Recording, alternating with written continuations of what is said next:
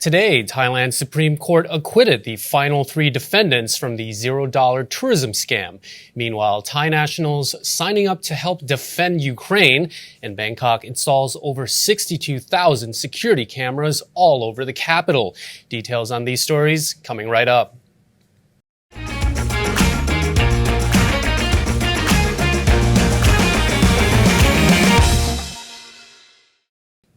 You're watching Thailand News Today, bringing you the latest top stories in Thailand and beyond. And in today's first story, the final three defendants in a $0 tourism scam exposed in 2016 were acquitted by the Thai Supreme Court yesterday. The court ruled that there was insufficient evidence to prove the case against the three. The $0 tourism scam involved cheap package tours for Chinese tourists who would be accommodated in cheap hotels and taken to certain restaurants and on shopping tours where they were sold overpriced products. Thai PBS World reports that a network of operators, including hotels, restaurants, shops, jewelry stores, and coach services, were all in on the scam, which was operated by the same group of businessmen. Most of them were Chinese running the scam with the cooperation of their Thai partners. The scam infuriated local tourism organizations who pointed out that the Chinese tourists were not helping the Thai people or benefiting the Thai economy in any way, as any money they spent was done through app transactions and diverted back to China. In 2016, the government decided to step in and 13 people were arrested for their roles in the scam. Police also confiscated 2,000 buses which had been used to ferry Chinese visitors around on the organized tours. The fallout from the government's crackdown was a substantial drop in Chinese tourists that year. The 13 arrested were charged with running tourism businesses illegally, potentially damaging the local tourism industry. They were also charged with money laundering and overcharging tourists. However, all of them were eventually acquitted by the criminal court, which said there was insufficient evidence. In a subsequent appeal, the court acquitted all but three defendants, who were fined 500,000 baht each. Yesterday, in acquitting the final three, the Supreme Court ruled that a claim alleging the group concealed the true nature of the package tours, which were in reality overpriced shopping tours, could not be proven and was instead mere conjecture. Thai nationals, moved by footage of the conflict in Ukraine, are signing up to defend the country following the Russian invasion.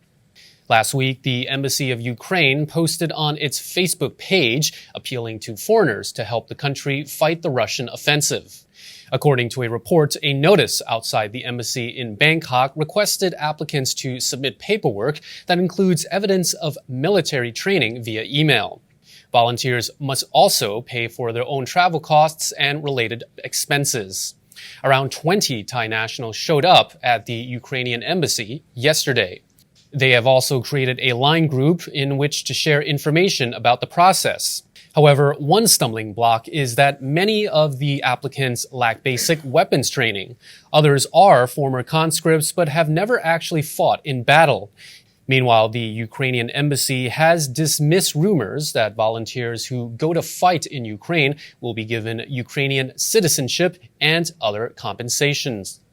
Meanwhile, spokesman for Thailand's Ministry of Foreign Affairs, Thani Sangrat, says that while the ministry is concerned about Thais volunteering to fight in the conflict, its priority is still getting citizens out of Ukraine. Officials in Bangkok have installed over 62,000 security cameras all over the capital, with Bangkok Governor Aswin Kwanmueang saying the installation of additional cameras has been done with the safety of residents in mind. The Bangkok Metropolitan Administration has also set up 13 monitoring centers where CCTV footage can be checked. According to Aswin, all security cameras across all 50 districts of the capital are now online and connected to the monitoring centers. He says regular checks are carried out to ensure the cameras remain online so that incidents or accidents can be recorded and footage subsequently checked.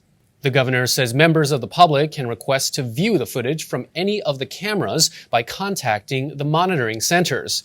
They will need to know the serial number of the CCTV pole or of the controlling box, as well as the date and time of the incident they need footage. Aswin says cameras are now in place in both busy areas and in quieter side streets, as well as on pedestrian bridges and other public areas. Footage can be used in criminal prosecutions, as well as providing evidence in the event of road traffic accidents. Choose your trip to your favorite island with 5-Star Marine. Go to 5starmarinephuket.com. The Department of Disease Control says Thailand's daily new COVID cases could reach between 40 and 50,000 by the middle of next month. Health officials warn that infections could even rise to 100,000 if current restrictions are eased. According to a Thai PBS World report, officials have called for strict adherence to Level 4 restrictions, particularly in restaurants, bars, and other venues where there are large gatherings. The DDC says if restrictions are strictly complied with, cases could peak at about 20,000 a day. Now, if the country has to move to a Level 5 alert, this would involve reintroducing a curfew. Yesterday, Thailand reported 23,618 new infections, which was a drop on Saturday's high of 65,615. Bangkok yesterday reported 2,779 new cases from PCR testing. The capital currently has just over 101,000 patients in home isolation and around 26,000 in community isolation facilities. Meanwhile, in order to ease the pressure on Bangkok's outpatient facilities, the Public Health Ministry has enlisted the help of 14 hospitals in surrounding provinces. Public Permanent Secretary Dr. Kietipoom Wongcharit says the number of staff manning the 1330 hotline run by the National Health Security Office has been increased to 700. However, those answering calls are still struggling with the volume, which has reached over 70,000 calls on Wednesday. This means many calls are going unanswered or callers are on hold for a long time. Police in Chachoengsao, a province east of Bangkok, arrested a woman suspected of tricking another woman into working as a prostitute in the United Arab Emirates. She is one of 6 suspects in the case. The alleged victim told authorities she was invited to work as a masseuse at a spa in Dubai. The woman who invited her was called Miss Lily and promised her a 40,000 baht monthly salary.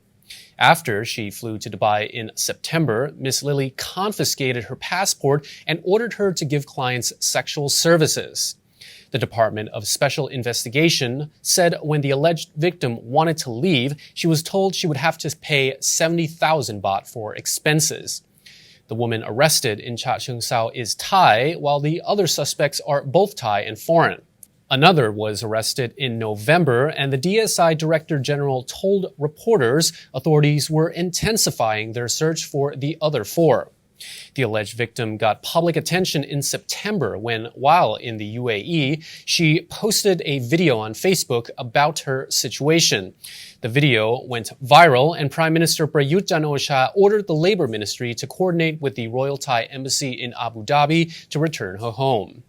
Thai authorities then tracked down the trafficked woman, and the parlor where she was allegedly forced to work at was shut down. She was brought home safely. An anti-corruption watchdog group is once again calling out a local government organization for another purchase of expensive street lamps in Thailand. Many have accused a local administrative organization in Samut Prakan, the next province just southeast of Bangkok, of overpaying for the solar-powered lamps adorned with Ginari figures of a mythical half-bird, half-woman painted gold. Hundreds of decorative lampposts have been placed throughout Samut Prakan's Rachawela area, some placed along streets that still need to be developed. One photo shared in the media shows the lamppost lined along a street so flooded that it looks more like a river. Another photo shows the lampposts lining an undeveloped street with overgrown vegetation. The Rasha Thewa Tambon Administrative Organization is under fire again for inviting electronic bids for the procurement of 720 more solar-powered lamps, topped with the Kinari figures at a median price of 68.7 million baht. The Facebook page Watchdog ACT says the results of the e-bidding will be released on March 11th, and the project must be closely watched. Almost 1 billion baht has been spent on the decorative lampposts in Rasha Thewa since 2013. The Anti-Corruption Organization of Thailand, or the ACT, estimates. The local government faced widespread criticism last year and were even investigated by the National Anti-Corruption Commission following accusations that they had overpaid for the street lamps. From 2019 to 2021, the Rasha Thewa TAO reportedly spent 642 million baht on just over 6,700 lampposts. That's 94K for each street lamp. The NACC launched its investigation into the alleged irregularities of the procurement of the street lamps in July of 2021. Last month, a report said that the commission was speeding up its investigation and had requested more documents.